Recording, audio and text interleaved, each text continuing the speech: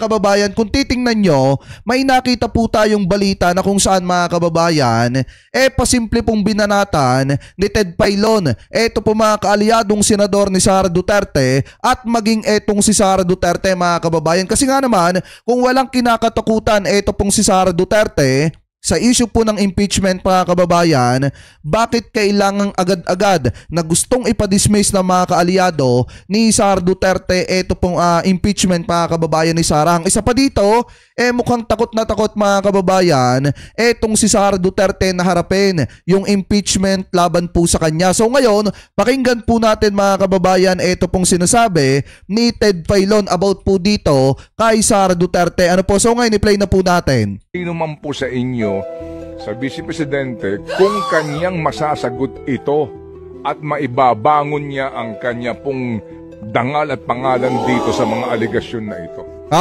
So dapat may trial.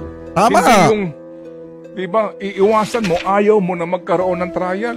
Tsaka isa pa dyan mga kababayan, kung iisipin nyo pong mabuti, saan kayo nakakita ng West na hindi pa nagkakaroon ng trial mga kababayan, dinidismiss na po agad yung kaso. Bukod tangi lamang mga kababayan na ito po mga kaalyado ni Sara Duterte dyan po sa Senado na talagang may pagkabayas ang gumagawa po niyan. Biruin nyo sinasabi nila na dapat daw po masunod yung due process. Pero sila mismo yung nag-aalis mga kababayan ng due process kasi nga ayaw po nilang magkaroon ng trial at ang gusto po nila mga kababayan i-dismiss na agad. Ito pong impeachment nitong si Sara Duterte. Sa madalit salita, ayaw po nilang magkaroon ng trial at gusto nilang i-absuelto ito pong si Sara Duterte. So ngayon, ipagpatuloy pa natin. Ba't ka matatakot mag-trial? Tama! The fact na sinasabi mo, sobra na ang boto mo para doon sa acquittal Ba't ka ba matatakot?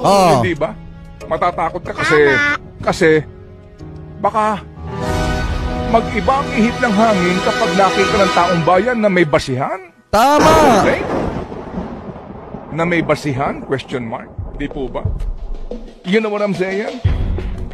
Yan mga kababayan, sa totoo lang, sabi ko nga po sa inyo, lagi ko naman po itong sinasabi, wala na tayong pakialam kung ano yung kahantungan ng impeachment ni Sara Duterte, kung ma-acquit siya or kung matanggal siya sa posisyon niya bilang Vice President mga kababayan. Ang mahalaga sa atin, makita natin yung mga ebidensya, makita natin kung may katotohanan ba yung sinasabi ni former Senator Trillanes mga kababayan na di umano ito pong pamilyang Duterte, maging etong si Sara Duterte ay tumatanggap ng drug money mula po sa mga pinaghihinalaan na drug lord mga kababayan na di umano'y mga kaibigan at kaalyado ni dating Pangulong Duterte. At gusto rin nating malaman mga kababayan kung saan ginasta yung pera ng mamamayang Pilipino. Wala na tayong pakialam kung ano yung kahantungan ng impeachment trial ni Sara Duterte. Ang mahalaga lang sa atin, makita po natin yung ebidensya. Ano po ngayon, ipagpatuloy pa natin. Anyway, you're saying. Di po ba? Ba't ka matatakot? Yung ang bloodbath na sinasabi, doon pinakamagandang panoorin natin. Tama, totoo. Nang sa ganun po ay magkaalaman tayo kung itong mga congressman na ito, naging tuta lamang ng ilang mga politiko para sa kanilang pansariling interes. Hindi ba? Kasi lalabas ang katotohanan. Kung yan ay demolition job, yan. Wala pala kayong ebidensya, yan. Napala ninyo, pahiya. Tama yung sinasabi ni Ted Filon dito mga kababayan. Lagi ko naman din sinasabi sa inyo, yung mga nagsasabi dyan na si Ted Filon ay pro-Duterte, isang malaking kasinungalingan yan mga kababayan. Kasi in my personal opinion, ang tingin ko dito kay Ted Filon mga kababayan, bagamat kritiko siya ng mga Marcoses, dilawan etong si Ted Filon mga kababayan. At syempre, kung makikita nyo naman sa mga pahayag niya, ngayon binibira niya itong si Sara Duterte. Kasi nga mga kababayan, kung titingnan po ninyo, kahit sino talaga na normal na mamamayang Pilipino kapag ka nakita na i-dismiss agad yung impeachment nitong si Sara Duterte nang hindi dumadaan mga kababayan sa trial, kahit sino po talagang Pilipino na gustong malaman ng katotohanan, manggagalaite at sasabihin na dapat magkaroon ng trial bago nila gawan ng ganyan mga kababayan, bago nila i-dismiss kung etong si Sara Duterte ay hindi talaga nagkasala. Kasi sa totoo lang mga kababayan, pag nakita ng taong bayan yung ebidensya, taong bayan na po mga kababayan ang maninimbang kung ito ba ay may katotohanan kung nagkasala ba si Sara Duterte or kung hindi siya nagkasala. Ganun lamang po. Kasimple. Pero kapag ka ngayon pa lang, gusto na po agad nilang i-dismiss mga kababayan, maliwanag na may pinoprotektahan yung mga senador. Maliwanag na pinoprotektahan po nila ang mga Duterte, ang mga kaalyado nila at ayaw nilang ma-impeach mga kababayan na itong si Sara Duterte at natatakot sila na baka mga kababayan may malaman ng taong bayan kayo na eto palang iba connected din dito sa ginagawang hindi maganda ni Vice President Sara Duterte. Ano po ngayon ipagpatuloy pa natin? Kaya kayo at lalo makakabangon, 'di ba? At lalo pang tataas. At lalo pa siyang hahangaan. At lalo pa siyang iboboto. Ng mas nakararaming Pilipino. Lalong hahang. Tama yung sinasabi dito mga kababayan ni Ted Pailon. Kapag ka napatunayan naman ni Sara Duterte na siya po ay inosente, hindi po siya nagkasala, malinis ang kanyang hangarin, mas makakakuha pa siya ng maraming boto at susuportahan pa siya ng napakarami sa mga kababayang Pilipino po natin. Pero the more na ginagawa ng paraan ng mga kaalyado ni Sara Duterte na madismiss ito pong impeachment mga kababayan ni Sara dyan po sa Senado at ayaw nilang magkaroon ng trial, the more na magtataka ang mamamayang Pilipino na bakit ginagawa ng paraan ng mga senador na wag mapapanagot etong si Sara Duterte at wag sumalang sa isang trial. So ngayon, ang dapat gawin ng mga kababayan po nating senador, yung mga nasa Senado, dapat tumindig kayo bilang isang patas na hukom. Yung wala kayong pinapanigan at dapat maging professional kayo sa ginagawa po ninyong trabaho na hindi porket kaalyado kayo ng mga Duterte,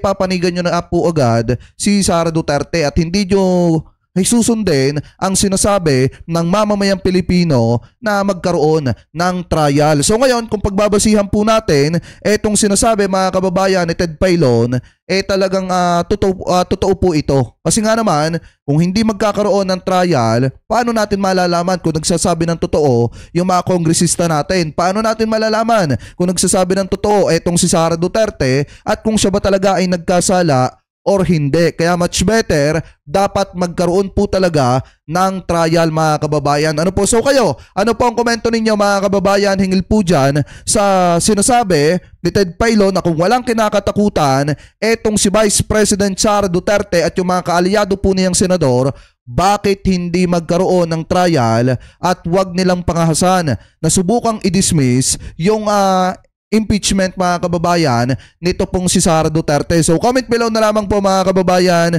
kung ano po ang masasabi ninyo hinggil po dito sa sinabing ito ni Ted Pailon. Ano po? So ngayon ulitin pa natin ang isa. Ang sino man po sa inyo sa Vice Presidente kung kanyang masasagot ito at maibabangon niya ang kanya pong dangal at pangalan dito sa mga aligasyon na ito. So dapat may trial.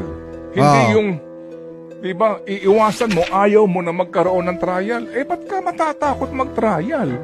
The fact na sinasabi mo, sobra na ang boto mo para doon sa acquittal Ba't ka ba matatakot? Kaya nga. Matatakot ka kasi baka mag-iba ang ihip ng hangin kapag nakita ng taong bayan na may basihan. Okay? Na may basihan? Question mark. Di po ba? You know what I'm saying? I know what you're saying. Di po ba? Ba't ka matatakot? Yung ang bloodbath na sinasabi. Ay, Ma'am Aileen Drenon, mega love shoutout po Sabi, doon pinakamagandang panoorin natin. Nang sa ganun po ay magkaalaman tayo kung itong mga congressman na ito, naging tuta lamang ng ilang mga politiko para sa kanilang pansariling interes. Hindi ba? Kasi lalabas ang katotohanan. Kung yan ay demolition job, yan. Wala pala kayong ebidensya, yan. Napala ninyo, pahiya kayo. At lalo makakabangon. Diba? At lalo pang tataas. At lalo pa siyang hahangaan. At lalo pa siyang iboboto ng mas nakararaming Pilipino. Ayan.